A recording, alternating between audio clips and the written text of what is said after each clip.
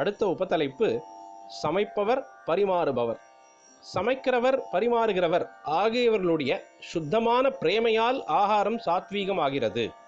தாயார், பத்னி இவர்களுடைய கை சாப்பாடு இந்த காரணத்தால் உசந்தது என்று பொதுவாக சொல்லப்பட்டாலும் இதிலே அநேக கேள்வி வருகிறது.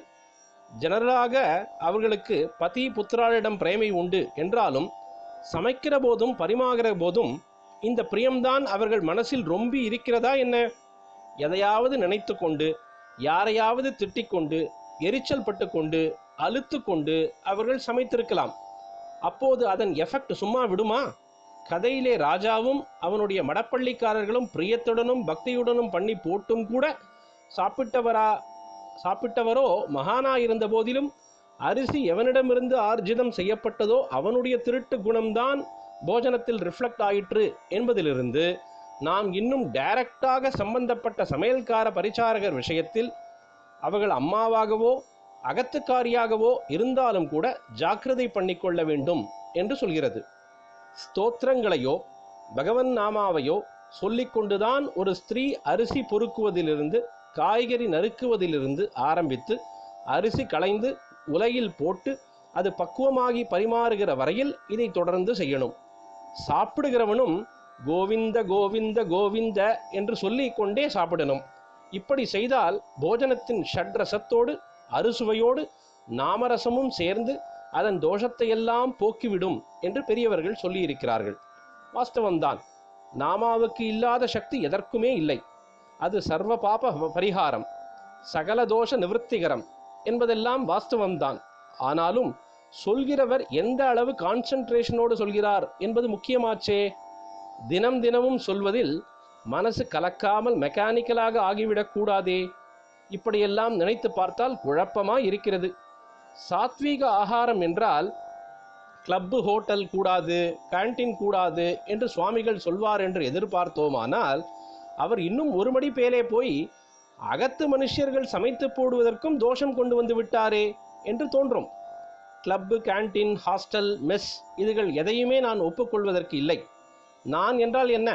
சாஸ்திரம் சொல்கிறதை, சாஸ்திரஜர் சொல்கிறதைத்தான் நான் ஒப்புவிக்கிறேன். சாஸ்திரம் ஒப்புக்கொள்கிறதை நான் ஒப்பிக்கிறேன். கிளப்பிலும் ஹாஸ்டலிலும் ஹைஜீன் சுத்தமாக இருக்குமா என்பது சந்தேகம்தான். வெளியிலே எல்லாம் நீட்டாக இருந்தாலும் உள்ளே எத்தனை அசுத்தம் இருக்குமோ? இதிலே சுத்தமாக இருக்கிறது என்றே வைத்து கொண்டாலும் ஆச்சார சுத்தி பண்ணுகிறவளின் மனசு சுத்தி என்பது இங்கெல்லாம் கொஞ்சம் கூட இருக்காது.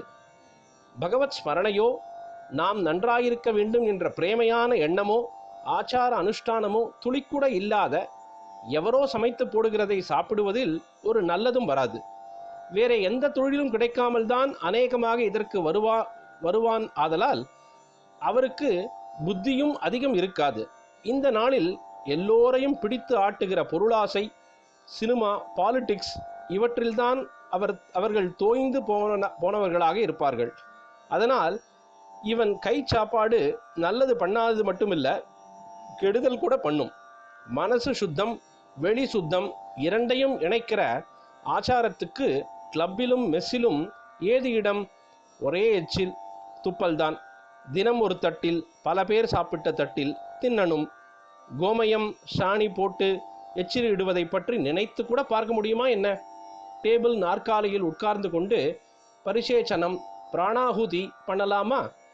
பிராணாகுதி என்பது உண்ணும் முன் அன்னத்தை தீர்த்தத்தால் அபிமந்திரித்து பிராண தேவதையர் ஐவருக்கும் அர்ப்பணம் செய்வது. பிராணாகுதிக்கு சர்வர் கவனமாக அபிகாரம் பண்ணுவானா? அபிகாரம் என்பது அன்னத்தின் மீது நெய் விடுதல்.